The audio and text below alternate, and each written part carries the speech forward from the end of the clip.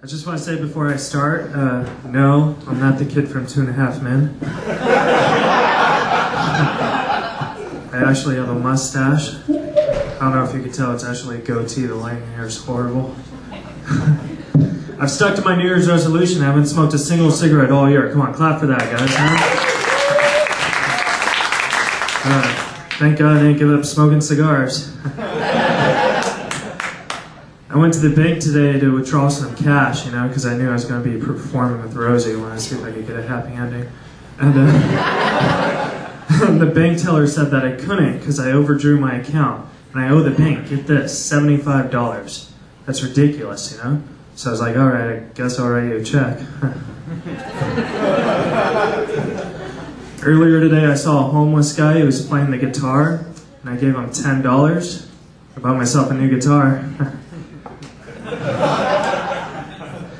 A little about myself. When I was 13, I went to the doctor's and he said, Keith, because that was my name, I don't know if you heard Rosie through it, but he said, Keith, you're autistic. And I was like, sweet, I like to draw.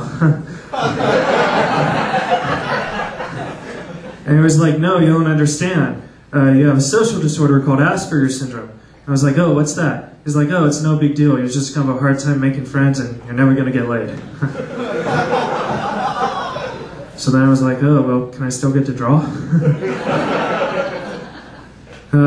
After every show, people always ask me if I really have autism, and the truth is I do. This girl went up to me last night after a show. She's like, do you really have autism? I was like, yeah. She's like, oh, you could hardly tell. And I was like, oh, are you really a girl? She's like, yeah. I was like, you could hardly tell. I always got picked on in school for having Asperger's by this kid named Josh. He used to beat me up and stuff. And he told me if I told anyone, he'd kill me. And that's very serious stuff, you know? So I came home one day with all these bruises and marks all over my face. My dad was like, Keith, what happened? I was like, oh, Josh did this to me. He told me if I told anyone, he'd kill me. So I told the school you did it. I got a 3-week vacation from my dad.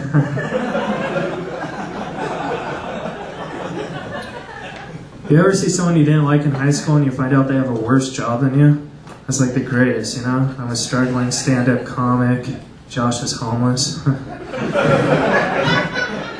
I bought a guitar off him earlier.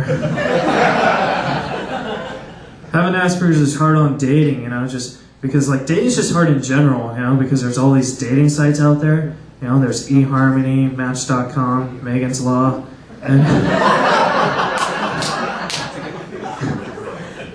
it gets confusing, you know, because like whenever I get a girl's phone number, I text it because I think that's what you do.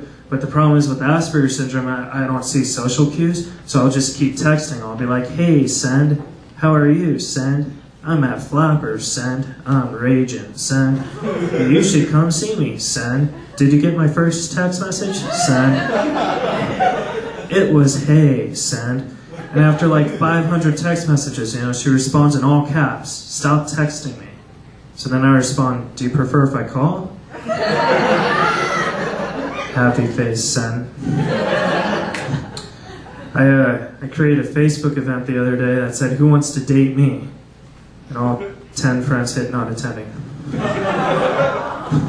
Except for my mom, she hit maybe.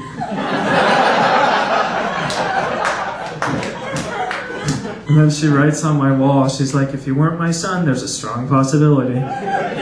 I was like, Mom, come on, I got 4 fans, I'm trying to improve. And she's like, I'm just saying. I was like, well, can you say something on MySpace when no one checks? Except for Tom. Yeah, that wasn't funny, I know. If you had Asperger's, that's funny, but it's all good. You know, win or lose, I don't care. You know, I have autism and I'm doing comedy, so whatever. I did a foster show the other day for these foster kids, and they didn't think I was very funny, but I thought I was hilarious. Like my opening joke, you know, they're like, ladies and gentlemen, please welcome Keith Reza, number 7 on your ballot. You know, I was number 7 on that ballot too. So I go up, right? I go up and there's this room full of foster children, you know. I was like, hey kids, we have something in common, and everyone's all clapping, you know. I was like, my family hated me too.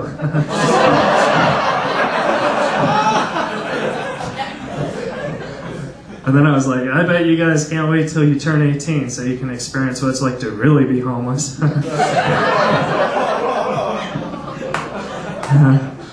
They didn't invite me back. Oh well. Alright, I got 2 more stories and then I'm gonna get out and, you know, hang out. If you guys want to talk to me after the show and I don't talk, don't take it personally. It's just I don't know how to socialize. So, just letting you guys know that. I tend to look down. Like sometimes when I talk to girls, I tend to look at their boobs and stuff, and it's not because I'm a pervert. It's just I try to avoid eye contact, and because I'm a pervert. But eye contact scares me. Okay, so 2 more stories. So I was watching TV with this girl the other day, you know, and we're all watching it. And 5 minutes into it, she looks at me and she's like, "Oh, I don't like this movie. This movie's stupid." I was like, "Yeah, this movie's stupid." So then we turn on a rated R movie, you know, we're all watching it. And 5 minutes into it, she looks at me and she's like, "I don't like this movie. This movie scares me." I was like, "Yeah, this movie scares me too." So then we turn on a porno. And when you have Asperger's syndrome, you don't get laid much, so you watch a lot of porn. I don't know if I explained that earlier. But when you have Asperger's, you don't get laid much. So we're watching this porno, you know, and we're watching it. 5 minutes into it, she looks at me straight in the eyes and she's like, "Oh, I wish you could do that to me." And I look at her, you know, I'm like, you know you only have 1 dick, right? I mean, I don't think it's going to look like the motion pic, but I'll try. No? My very first job, I was a babysitter, and that job sucked because sitting on babies is uncomfortable. Alright, last story. I did a show a couple nights ago at this bar because I'm a bar comic, and this girl went up to me and she's like, "Hey, you're really funny." I was like, "Thank you." She's like, "You want to go back to your place?" I was like, "Yeah." Because after shows, I like to go back to my place. It's where I sleep. So we go back to my place, right? And I lock the doors, you know, and she's kissing my neck, you know, she takes off her shirt, she's in her bra, it's pink, it's awesome. You know, and she whispers in my ear, I swear to God, she whispers, "Hey, this is the best part, hot chick, shh." Okay, she whispers in my ear, I swear to God, she whispers this: "If you tie me up, you can do whatever you want." I know, that's awesome, isn't it? So I tied her up and I started playing video games. Keith Reza, awesome.